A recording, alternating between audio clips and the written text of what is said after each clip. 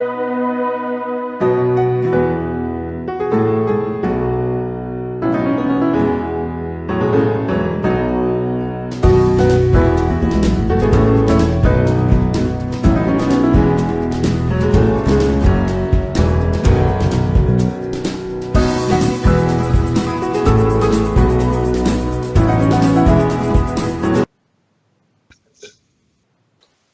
位网友，你们好，欢迎你观看我们的节目。我们大家都知道呢，最近这个申请美国大学的这个工作已经进入了白热阶段。这个早期决定 early decision 这个已经基本上快结束，而且常规的申请呢也正在进行。很多学校呢，它的这个期限是10月月底或者12月月底。我们今天呢，我们大家请来的一位美国著名的一个就是专家，他呢在美国的一个著名的中学工作了近17年，专门是辅导就是中学生在申请工作中，特别是呢在就是申请中间写的这种个人陈述和各种各样作文的这个写作，他的很有经验，很丰富。我们大家都知道呢，就是在大陆的学生申请考学的时候，那就是一个高考结束了。在美国的大学呢，虽然比较容易，但是呢，它就要求很多各种各样的程序，比如说你要考了 SAT、AST 这些硬的指标以外呢，还有一个很重要的一个软指标，那就是这个大学的一个论文，也就是个人陈述。有的学校呢还会问一些你，比如说你为什么要选这个专业等等。这个问题呢，就是很多可能对于很多学生来说都是个头痛的事情，因为呢，要在500字或600字之内呢，要展述自己的陈述，这是一个非常难的事情。而且呢，在这个东西呢，现在这个作文呢变得越来越重要。现在呢，大约是硬指标的指标相同的情况下，它这个作文呢就占了一个主要的成为一个主要的一个因素。所以呢，怎么样的在这个500-600字之内呢，要把自己的故事写得很精彩，而且呢逻辑要很清晰，而且呢同时呢就要语法和拼写没有错误，能够你在众多的这个申請生中间呢能够崭露头角，这也是一种技巧。我们今天呢就跟那个我们这边的一个专家叫 Lori Kloehn 大家谈一谈。Lori 呢，她是在这个芝加哥的一个著名比较历史悠久的叫拉丁学校工作了近17年，他的主要工作呢就是辅导学生的作文和论文，然后特别是在毕业生的时候帮助他们去编辑和辅导他们如何的在申请工作中间能够崭露头角。我们知道拉丁学校呢是一个私立学校，它的升学率非常高，在Lori 的帮助下，过去的这10几年中吧，他已经有很多学生进入了常青藤。我昨天查了一下他们学校的这个毕业表呢，大约有耶鲁大学11名，普林斯顿7名，还有这种哥伦比亚6名，反正就是他们的学校整个的这个升学率很高，所以呢他的经验也很丰富。我们后边部分呢就要用英文来采访，希望呢我们的网友，如果你看到，如果给你的孩子呢，如果需要他帮助的话，让他们看我们的这个直播。谢谢 Lori, thank you for coming to the program. Oh, it's so nice to be here, Wen. Thanks for inviting me. Great. I just did a brief Chinese intro. Is it possible to tell us about yourself in English for people who just tuned in? Sure. I've been working at the Latin School of Chicago for about 17 years, and I've been working with students really in the last 4 years in a very concentrated way, helping them write their personal statements for their college applications.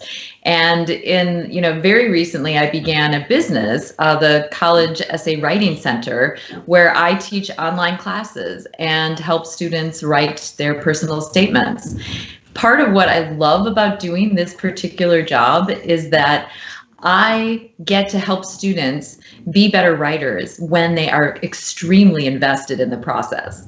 They want to do well, they know their audience, and they certainly know their purpose.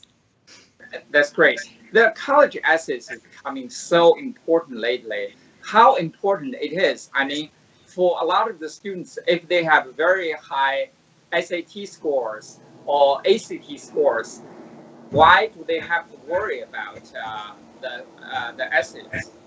Well, here's the important thing. The personal statement is a critical part of your application because it is the part of your application that really tells about you. It's beyond what any college would see on your transcript. It's beyond what any college would see on your activities list. And you have an opportunity to show who you really are, your personality, your voice, your interests. And the questions for instance, on the common application range from things like, tell us about something that we need to know about you, or tell us about a time you failed or were challenged. And those kinds of questions really seek to find out, what do we need to know about you to see if you belong at our school? So do you mean to say that many of the well-known schools here, right now, they have very stringent requirements, or they attach great importance to college essays? They do. They do. And in fact, there have been several articles not too long ago, one in the New York Times, talking about this exact thing, that this piece has become even more important because it gives that personal view. And on top of everything else, then the colleges can see how you write. Writing is a critical skill. Writing is important at any university. So writing is becoming more important, which means that the students need to spend more time on the college essays. Yes, absolutely. Absolutely. You know, when I used to work for the University of Chicago, some people just automatically assume that I know a lot. They used to come up to me and ask different questions, especially the Chinese students. Meaning, like, how can they express themselves in the 600 words? Should they tell a personal story, or should they just give some of their views? So what is your advice on that? You know, it's interesting that you mentioned the University of Chicago because they have a very interesting application that's quite different from other schools where they really ask for a lot of creativity. But I would say that I would advise students to stay away from listing accomplishments. There are some pitfalls here. I had a student once who was an Eagle Scout, a brilliant student, who just kind of bragged in his essay about his list of accomplishments and the things that he had done. And the trick about this Common App essay is that you almost have to be a little vulnerable. And that's not always easy for people, but that helps you connect with your reader. You have to think a little bit about these college admissions officers, right? They have a stack of papers in front of them. They have, 500, 1,000, 1,500 that they have to go through. And that one that jumps out, that's interesting, that tells a story, that's going to be the one that gets their attention. That's true. I have a neighbor here who works at Northwestern. She says that from November or to February, she just doesn't go to work. She has to go through hundreds and hundreds of applications. So it is very important to write something that really makes you stand out. Absolutely. I mean, let's say you've played the piano for 14 years, right? And you want to talk about that because it's an important part of your life and it's your passion and you want to share that. That's great. But maybe you should tell a story about how you once made a big mistake and what you learned from it and how then you grew as a person, right? Or that your grandmother was a musician and inspired you, and talk about, your connection with her and all you learned from her. So there are different kinds of approaches that you can take. Every great essay has a story, a reflection on that story, and then some insight that you can show, oh, this is what I learned. So we were just talking about the pitfalls, right? So you think the first thing that students try to avoid doing is just to simply list the accomplishments. Say, right. I did that, I won this award, I volunteered at this center, blah, blah, blah, that kind of situation. Right. And you have to be really careful of that because you have, an application has several parts to it. It has your transcript. So the colleges will know your grades. You don't really need to talk about that. It will also have a list of your activities in school. So it will show your interests and your passions. It's important instead of that you show the human side of yourself, that you can be vulnerable and maybe even a little funny, that you can show that you're a unique and interesting person who will add something to their college. Right. So you mean that avoid the accomplishments, but start with something more personal. Absolutely. Think about what you value. Think about what your goals are. Maybe your values, come back to you really want to be financially secure. Maybe your value is your family. Maybe your value is creativity or art or self-expression.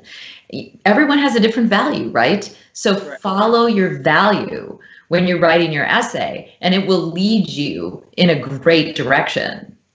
Okay. So when you pick a personal story, so how do you decide which one is interesting? For example, I've noticed that from my experiences with some students, one of them is a Chinese American, and the other one is Latino students.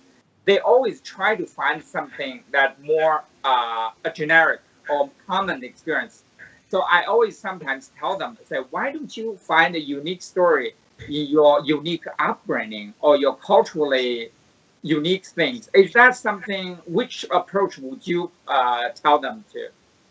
It's interesting because right. It kind of depends on the student, because I had a student this summer, in fact, who was an immigrant from China, and he wrote a beautiful story about living in China and having a man fry tofu outside of his house, and how he used to sit next to him and listen to him and watch him. And he reflected on that man's experience and what he added to his life. And so that was a very unique cultural background, right? But then I've had other students write about things like washing the dishes or walking to school, sort of those experiences that they can show something interesting. I would avoid the essay about community service because that can sometimes be overdone. It seems that every aspiring engineer wants to write a story about how they like to build with Legos. Okay. Probably not the best approach to take.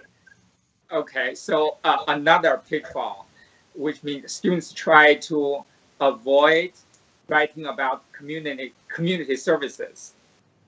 Because it's just overdone, unless you have some amazing story, right? If you have a great story, then that's different. If you have a special insight to offer. But the classic student essay is, I did community service and I went to help people, but they ended up helping me. And it's just like, it's so overdone. It's just so overdone. Like cliche. Exactly. Which means that when you pick a personal story, it needs to be something unique, insightful, rather than just follow a cliche, right? Like a community service. Okay. And it needs to show like what you value, right? If you value financial stability and hard work, and you've been working at your family's business since you were 8 years old, and you have some fun stories to tell about that, that's great, right? That's wonderful. Right. If you value your family and I had a student this year who was just great. He was in my online summer course, and he wrote about how he wanted to learn how to make a steak. And his parents owned a Chinese restaurant, and he decided he was going to learn how to make a real steak. And so he watched all the videos, right? And then he practiced. And then he talked about how he made this kind of steak for his mother, and this kind of steak for his father, and this kind of steak for his grandfather. And he showed how much he cared for his family, but he also showed how he had this passion and interest in cooking. So from what you have told me, it's like the stories doesn't have to be very big. Doesn't have to be like helping with the community. I went to help with the disadvantaged people, but it's something in your life. It's very small incident. Right. From this incident, you draw some insights. Yes. And your insights, that's what makes it unique, right? That's what makes it special. I had a student who ended up going to Princeton who wrote an essay about how he saw a bear in the woods when he was camping. And it was a beautiful essay because he talked about how seeing the bear woke him up to wilderness experiences and how he wanted to work in the wilderness, in nature. And that's what he's doing right now with his life. So it's interesting. You have to kind of think about what you care about, and that should come across in your essay. That's very important because from the essays I've read written by some Chinese American students or some Chinese students who are applying for American schools here, is that they tend to write in generic terms about the abstract ideas, saying, I want to overcome my challenges, I want to overcome difficulties, so blah, blah, blah, blah. But from you have told me is start with a very personal, small story, and then develop into some kind of very unique insight. Absolutely. That is absolutely the way to go. And the more, because they want to learn about you. And colleges want to hear you speaking in your voice, not in your teacher's voice or your parents' voice or your tutor's voice. You know, you have to, you know, maybe work with someone who's going to help you find your voice or find your own voice, right? And really be able to express yourself the way that you would. That's super important. That's great. And after you come up with a very personal story, how do you normally link with the theme of the essay or with what you study? What is your advice on that? I mean, go ahead.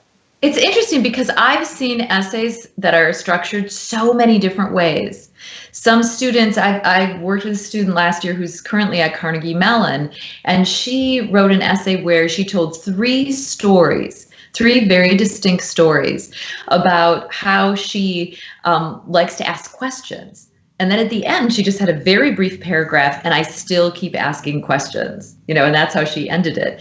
But she gave three wonderful stories. Then I've had other students who have told a story and then reflected on it and then had an insight at the end. That's a very typical approach that works really well. People like to start with a story. When you start right in the middle of the action, that's very compelling. And that first paragraph is important. The first paragraph is very important. Yes. Right. To grab the attention of the person. Absolutely. Which means in journalism, we call the lead. Correct. You try to grab the reader's attention. So, yes. So the other thing is, I noticed that sometimes just telling a story is not enough, which means that you have to have a couple of paragraphs talking about the insights. What have you learned from the story? Yes. How relevant it is to your study, right? Absolutely. And one of the things that you can do is have, you know, a moment where you sort of reflect upon that and then tell what you learned. You know, sort of a reflection paragraph and then a paragraph where you offer that insight. And suddenly your story takes on so much more meaning and is so significant. Even if it's a simple story like how you walk to school every day. You know, maybe how you walk to school every day shows how you are organized, how you learn to take shortcuts, how you are outgoing because you've met people and given them directions in your neighborhood. You know, you can say so many things in a reflection that really show that you've thought about it. It's also very fun and very effective to do what we call a circle organization, where you start with the story, then you reflect on it, you have your insight, and then you kind of go back to the story at the end. The end, you start with the story, your personal reflections, and then your insights, and then come back to the story. Exactly. It's so powerful. That's great. So that's for students that need to know. The other thing is I've noticed that since they have to work under such pressure, when they finish the piece, is it very important for them to proofread everything very carefully. I noticed there are sometimes typos and grammatical errors that can be detrimental, right? It's a huge problem. And I would say that it's the one thing that some colleges will just put you in the no pile if they see grammatical errors. Titles. Yes. Yes, because it shows that you're not the kind of person who would take the care, right? This is probably the most important document that you have produced as a student in a lot of ways. And so if you are not taking the time to proofread it or to correct typographical errors, then that's a problem. So which means that after they finish the essay, they need to carefully proofread it or have somebody else proofread it for them? Yes, but be careful about asking somebody else to proofread for you. Make sure you're asking the right person, right? A teacher you trust, or your college counselor, right? Or someone else you're working with. Just be careful of that, because sometimes not everyone knows the grammatical rules as well as they think they do, and that could be a little dangerous too. One of the things I sometimes tell students is to read their essays backwards, because then you're not going to skim over a word. You're going to look at every word to make sure that it's right. And even though we have all, brilliant computers that help us with our spelling, there are many words that are spelled many different ways. So it can skip by Microsoft's lovely spell check. That's nice to know, because I've noticed that maybe it's a cultural reason. With the Chinese students I have helped, and one of the main things is sometimes the ideas could be very good, but the copy could be sloppy. Right. So in your advice is that you have to find the right person to help you proofread it. Yes, absolutely. And you just have to make sure you take the time to do it too. Sometimes you have to write it and then put it aside for a week and then go look at it again. It almost needs to rest. And I would strongly suggest, so of course, applications for early decision are due tomorrow, right? So that is right here. But January 1st is the next deadline, right? And that's the deadline for the regular decision. So if you're working on thinking about applying regular decision, I would suggest having your essay really done by the middle of November so that you could put it aside and then look at it with fresh eyes. I think it makes a huge difference. That's great. That's great advice to know. The other thing is, after they are done, and this is the personal statement, I noticed that in some colleges, they require some supplemental questions. For example, I noticed last year with some of the applications with UCLA, all those schools, they have a series of questions like, why are you why do you want to choose this major? What makes you, what do you think is your best quality? Those supplemental questions. When students answer these questions, what should they do? So you have to be careful, because you want to show that you've learned about the school, right? You want to show that you've taken the time to actually understand the school and done a little research. So that you have some idea what the school is all about. Why do you want to go to Caltech, right? And then you need to be able to answer that question. So you should show that, but you should also, they know the statistics of their school. You don't have to tell them their statistics. You don't say, well, I want to attend your school because you have a 12-to-1 student-teacher ratio. They know that already. You can just say, I enjoy small classes. I learn best when I'm in a small class. And that's one of the great advantages of Caltech or wherever, whatever you're thinking of.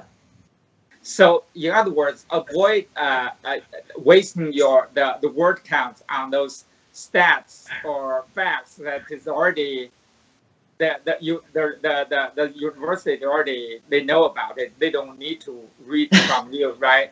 Right. Right. But you need to be straightforward with that kind of questions without telling stories or anything like that. You do, although you can tell a little bit of a story, like just a hint of one. If you want to attend a business school and you're saying, I think I'm destined for Wharton, ever since I started my first lemonade stand when I was 4 years old, and just, you can have just little human interest bits that show us who you are, and why you might want to study that. Great, that's 50 or 60 words, because normally it's like 300 words or 350, right? It's tiny. Very tiny. So we've covered these grounds. So if we want to, for somebody who is preparing for the application now, we want to give them some like a takeaways, right? When they are writing the essays now, what are some of the top advice that you want to give to these students? Okay, here's what I would say. Number one, consider your values, right? Consider what matters to you. Go through a list of, there's a bunch of places online you can find sort of lists of values, and look through and think, what are the things that are important to you? Are your friends important to you, your family, your, like I was talking about before, financial stability, creativity, politics? What are you interested in, right? So that's the first one, because you have to know yourself a little bit before you plunge into this process, because you want your essay to truly reflect you. You don't want it to reflect your mother, it should be reflecting you. So what are your values? That's number one. First value, what matters to you the most? Yes, absolutely. Okay. And the second one is tell your story. Tell your story. Tell the story of you. Tell a story. Tell maybe, 2 stories, but you can tell, just one good story, something that captures that value that we talked about first, right? Right. So something that really will show us, oh, this is what I value. But it has to be your story. And that story should include dialogue, right? It should have people talking within it. It should have us right in the moment. It should use good sensory detail. It should have all of those pieces that make any story compelling, right? If you're telling a story to a friend sitting next to you in the cafeteria, you're going to tell a story that has dialogue and is interesting and has a, clear beginning, middle, and end. All of those things are important. So that's the second thing. Second thing, try to find a personal story. Yes. And, okay. I sometimes tell people it's hard, but it's good to talk with your parents or with your friends sometimes during the conversation, and a story maybe, comes up, or you get inspired by something. Absolutely. Yes. Talk to your parents, talk to your grandparents, talk to your friends, talk to your brothers and sisters. See if, when you think of me, what story do you think of? And you might be interested in the answers, right? That's kind of a fun question to ask anyway. It's just it's a fun party question to ask, somebody, when you think of me, what story do you think of? And I think that's a great way to contemplate that concept. That's great. So the second one. Now let's come to the third one. So the third one, use your own voice. Don't use someone else's voice. Sound like you. If you suddenly sound like, someone who's a generation older, you're not going to sound like you. College admissions is going to say somebody else wrote this essay for them, right? You want to sound like somebody who's 17, 18 years old. I mean, that's who you are, right? And so yes, you want to show that you're a good writer and you're thoughtful and you're interesting, but you have to use your own voice. And there are some things you can do in an essay like this. It doesn't have to be super formal. You can use contractions. You can say I'm instead of I am. You can use second person, like you can say you. You know what it's like when you fall asleep before you want to, or you know what I mean? Like you can actually bring in the reader with second person, and it's nice. It's a little casual, and that's okay. If you're kind of a casual person, if you're a very formal person, that might not be the right essay for you, right? Right. So that would be my second thing, is use your own voice. I mean, my third thing. The third thing. I like this point a lot, because when I talk with the students, they try to sound more sophisticated than they actually do, because they want to give the impression that they're very deep, and in certain things they are very sophisticated. And sometimes when you tend to overdo this, and it's no longer you anymore, right? It sounds fake, and you don't want to sound fake. You don't want to sound fake. You don't want to sound boastful. You want to be a little vulnerable, and you want to talk, almost as if you were talking to a friend.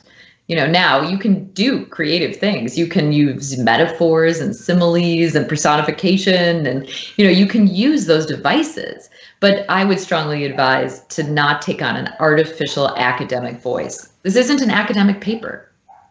It's more personal essay. Great. So what's your next one? Do you have another one? So the fourth one, I would say, work with someone who can help you, somebody who has experience, but ultimately trust yourself, right? You want to be expressing you.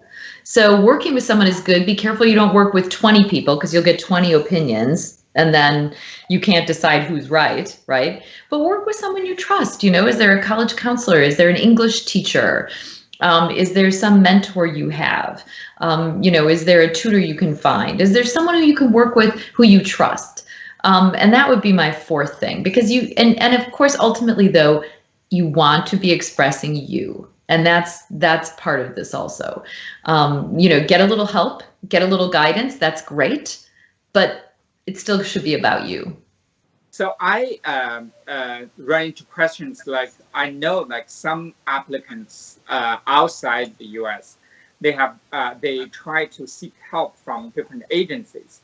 These agencies, or they pay somebody to specifically write the essays for them.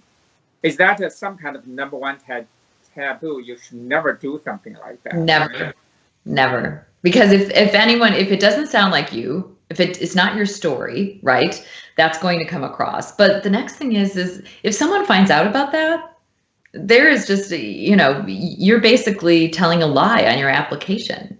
Right. And that's you will not accept it. Right.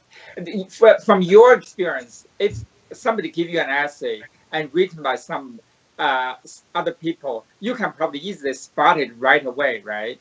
In a minute.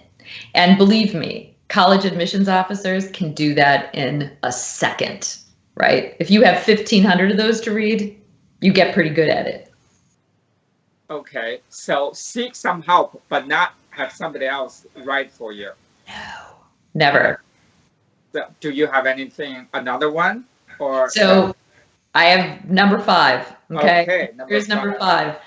Edit and proofread carefully. I don't turn in something with a typo. Don't turn in something that's littered with errors. It will put you in the no pile right away. And you deserve to be in the yes pile. So take your time and make sure that you proofread.